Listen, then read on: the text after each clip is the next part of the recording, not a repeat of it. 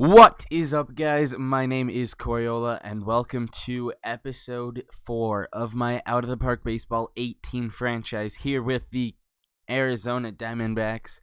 And we are here at the 2018 midseason. The first year player draft is today.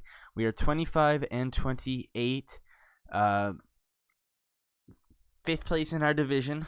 We're fairly close to both the 4th and 3rd place teams, who are the Rockies and the Padres. Quick overview of the season so far. Have had quite a few injuries and significant ones. Robbie Ray, he will be back soon, hopefully, but he does have a sprained ankle. Andrew Cashner is out for... Why does he have 140 days left on the DL? Out for 2 more weeks. He did not start the season very well. Oh, wait, yes, he did. Never mind. Okay, never mind. And David Peralta, he was not hitting great, but he is still a significant part of our outfield. So we called up Yasmani Tomas to play for us. He has not hit well, 234 so far. Offensively, Pollock 259, regressing from last year, even after we gave him a very generous long-term extension. So that's looking like it's not great so far. Vargas hitting 269, 335 on base. Goldschmidt 267, 11 home runs. Jake Lamb 257 home runs. Chris Davis has had a really nice season. 290 average, 12 home runs so far. Oscar Hernandez is hitting 275.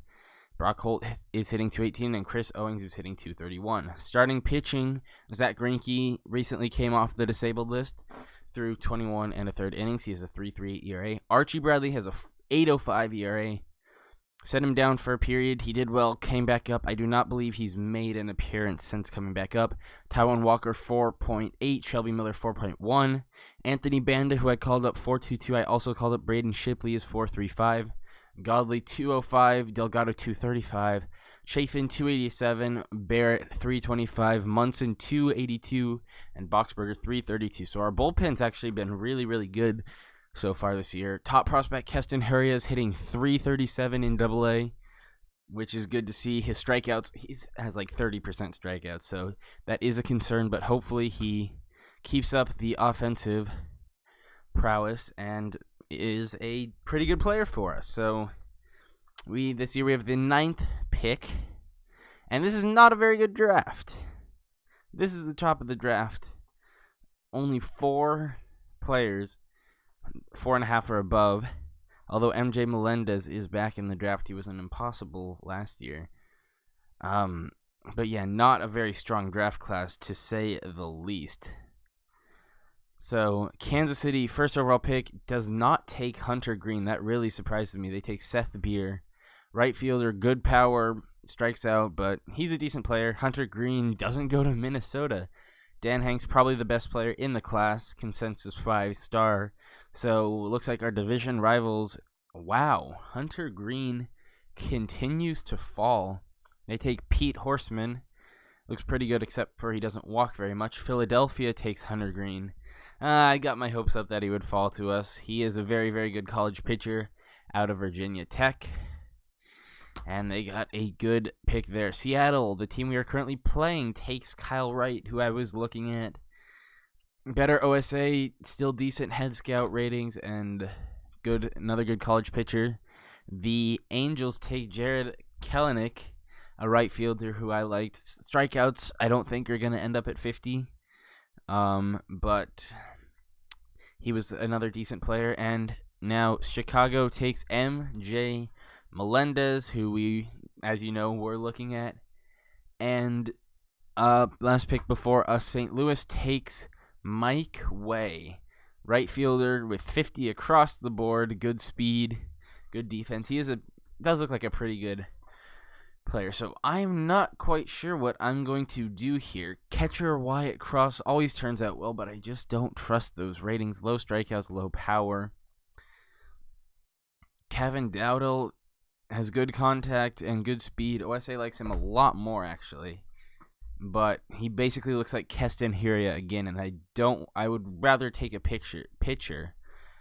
Jared Joseph at third base has good power, but looks like not a great getter on base. Kevin Smith, shortstop, again looks like an infield Keston Huria. I would consider him. Brandon Bossier, quite different. Looks like he'll be a good contact hitter and not a lot of power is what I'm projecting for him. Here is a pitcher, Eric Evangelou. Doesn't really have that third pitch. Probably would be a good bullpen piece, but that's not worth the 9th overall pick. KJ Harrison, first baseman who doesn't look like he hits for much power. John Malcolm, first baseman who strikes out a lot. Cole Sands, a starting pitcher. And here is the guy I'm leaning towards right now. Really good OSA ratings. I still really like his ratings with Theo Epstein. And so, unless there's someone... If Nick Allen had better OSA ratings, I might have pulled the trigger on him.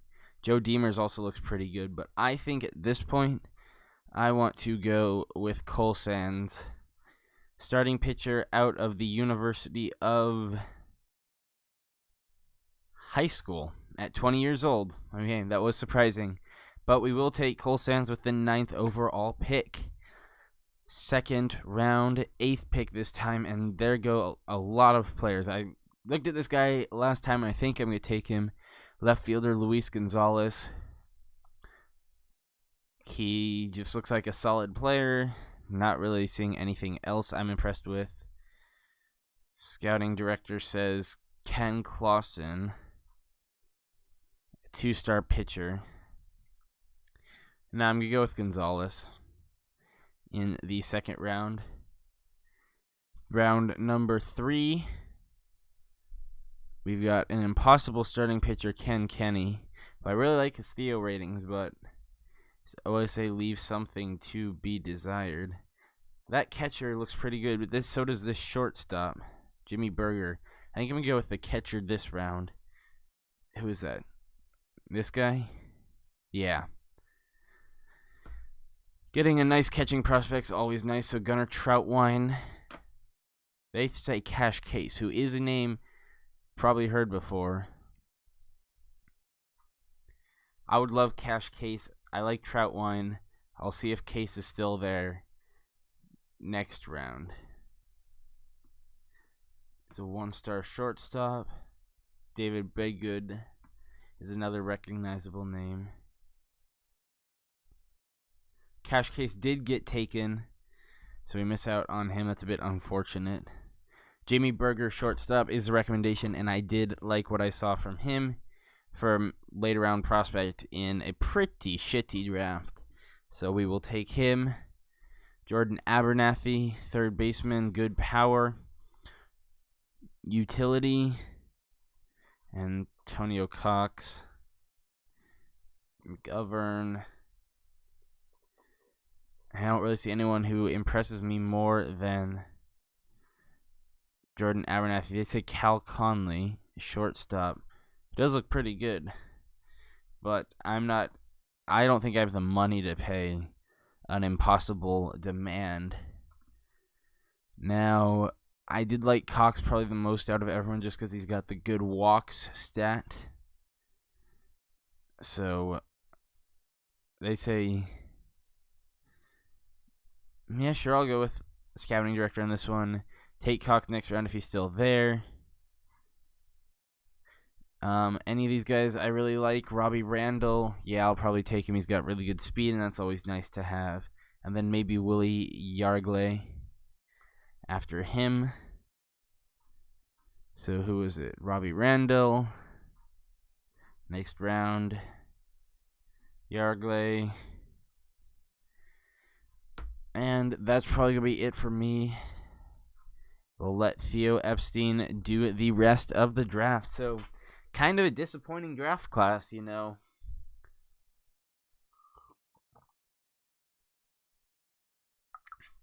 When you have a top 10 pick, you'd really like to get a bona fide superstar.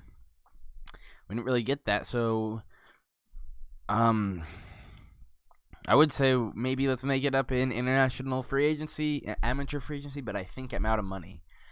So that'll do it for this part. I'll see you guys back on July 2nd. Yeah, cutting right now. All right, we are back here on the 2nd of July for International Amateurs and kind of a weak class again this year. As far as Theo's concerned, only guy he really likes is this power-hitting right fielder. We'll offer him 1.2. And we're going to look at some OSA guys. There are 2 pitchers on the OSA, high on the OSA list. I'm considering Jossie Caius. His really only difference is better changeup, better knuckle curve, better stuff. Has decent potential anyway, or potential ratings. And then there's this guy, Juan Benavides. I'm going to go with Caius because he's got higher potential and he's less expensive. So we do not have money for him. Shoot. We're just out of money, straight up. Alright, never mind. Just getting this one outfielder, and that's it.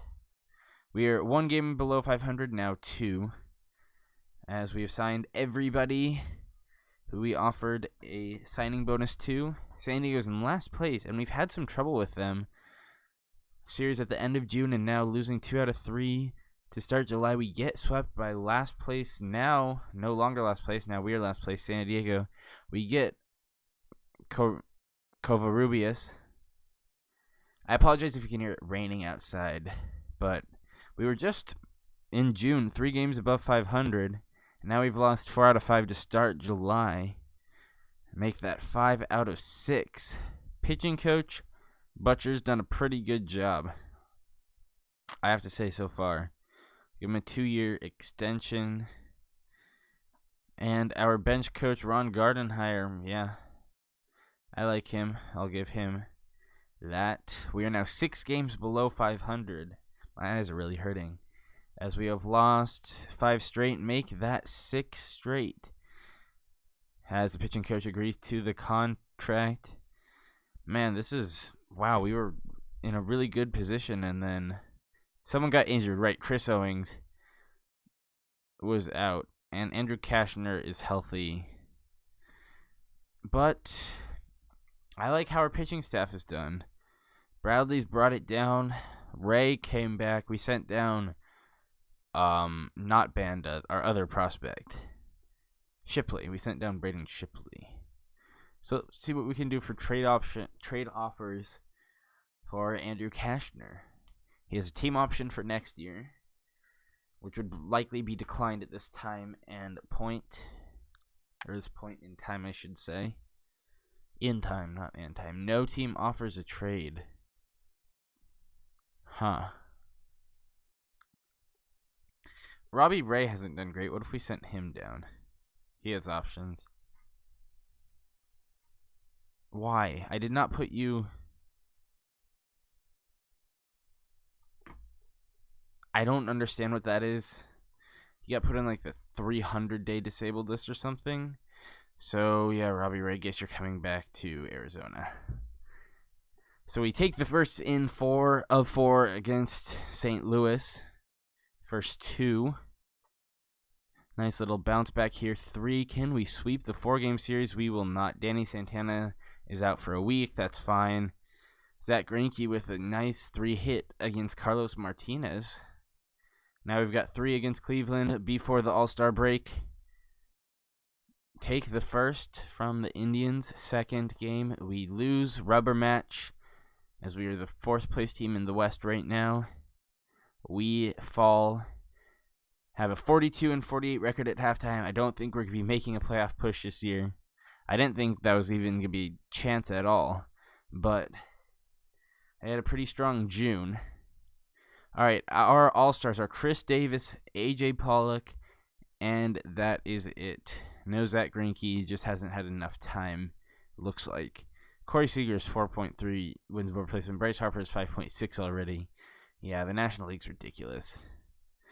Paul Goldschmidt also is in. He's brought his average up to 293. Already eclipsed his home run total from last year. So that's good. He's having a really nice season. So yeah, 3 All-Stars is not bad. We keep going. Who would I consider trading? I would consider trading Chris Davis for a good prospect, not just like a major league, fringe starter reliever type, which I've been offered.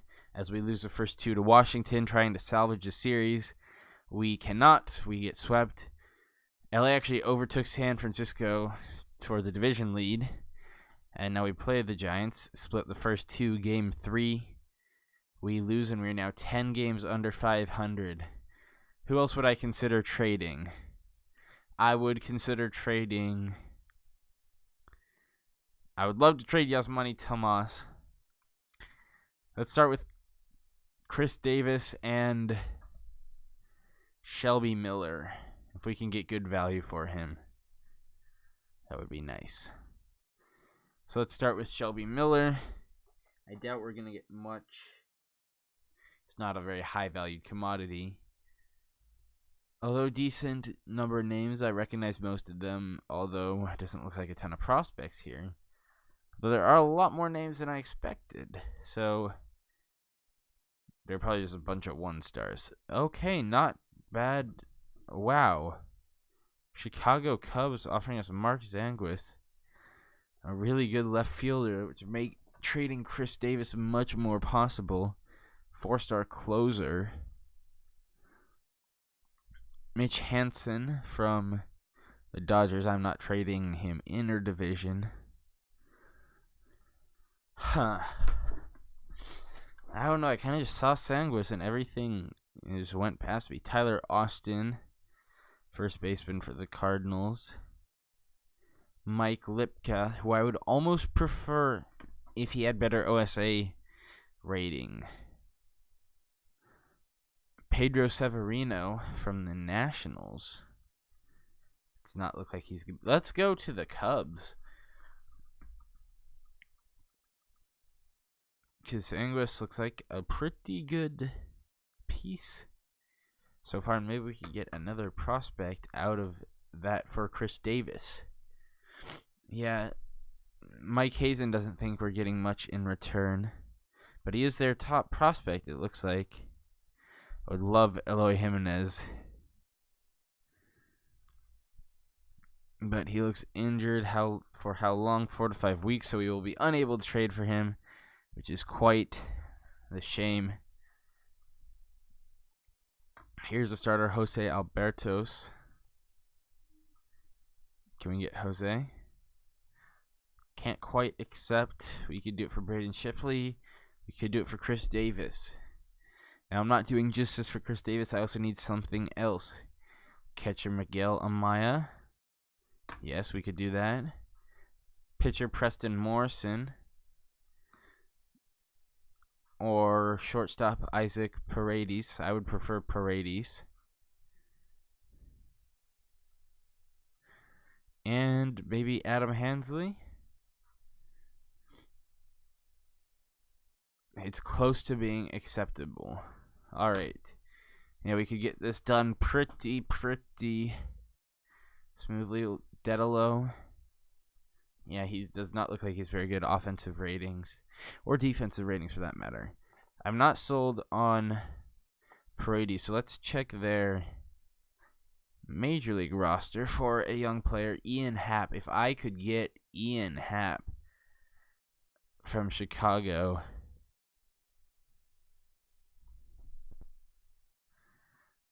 we could do it for Braden Shipley. Oh, this is... Would I give up Braden Shipley? No. Can't quite pull the trigger on that. Oh, would they take Yasmani Tomas? Like, if they could take Yasmani Tomas off my hands, I would be fine not getting Ian Happ. Oh, yeah, they could take Yasmani Tomas off my hand. For Orlando Garcia, good power, decent defense, but that's about it. And I did not mean to take the starter out of there. I meant to take Paredes. Not quite. Alright, let's see what we can get with Dedalo removed. Jake Barrett. Ooh, this is quite interesting. Alright, well, let's go back and get Dedalo back. Try without Garcia. Yeah, still kind of the same package. I like Jake Barrett. He's having a really good season. What if we... Because I do want Albertos. He does look like a pretty good pitcher. What if we retained half of Yasmani Tomas's contract? We could do this. I don't even know if retaining works at all, so we might just be cheating them.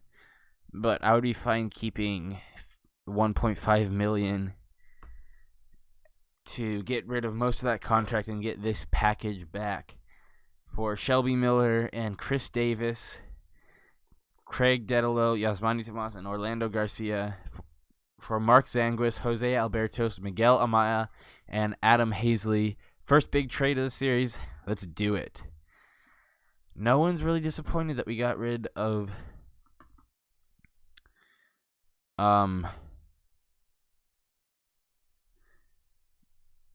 what's his face?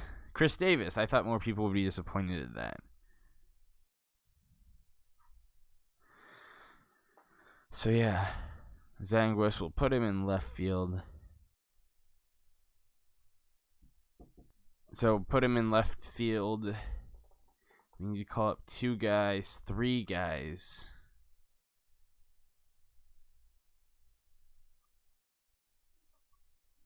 Why is it 3? I thought we only gave up 2 major league players. Where's transactions?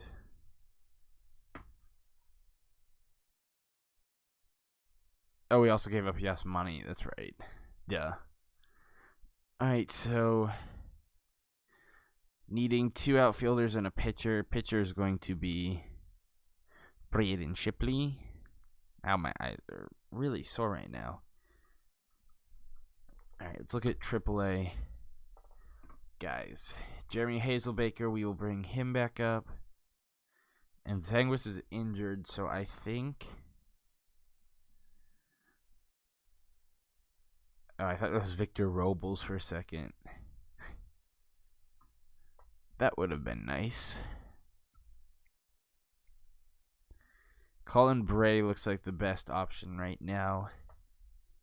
We'll promote him to Arizona and get through the trade deadline, see if we're offered anything. But I think that this has been a pretty productive deadline for us. We do not want Ian Desmond. What if we shopped around Robbie Ray? I'm just curious to see what we'd get for him. But there's a very low chance I trade for him. I did see Hunter Dozier and Jorge Soler. My Royals really not doing great this series so far. Matt Duffy, I think. Kevin Pillar, PR. Haha. Chris Davis and Shelby Miller, that's funny. Andrew Miller, Justin Upton. A lot of big contracts. Kenley Jansen.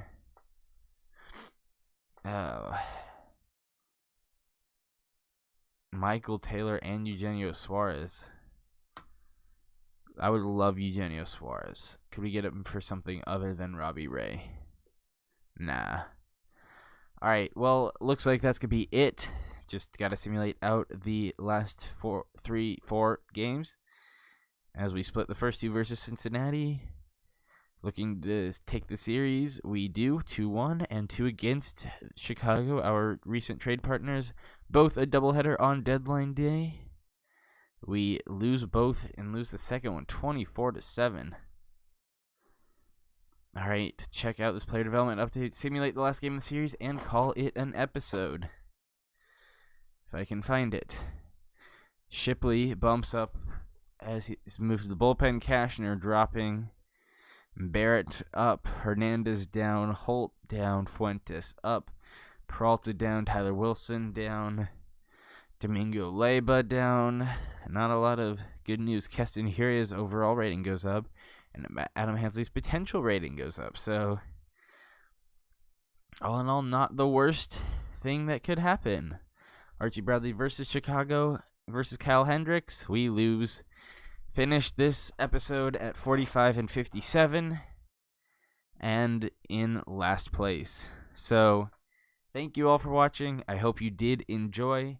I enjoyed recording it. Hope you enjoyed watching it. Pretty decently short this time. Get out here in 25 minutes. Thank you all for watching. See you next time. Sorry for the rain. Goodbye.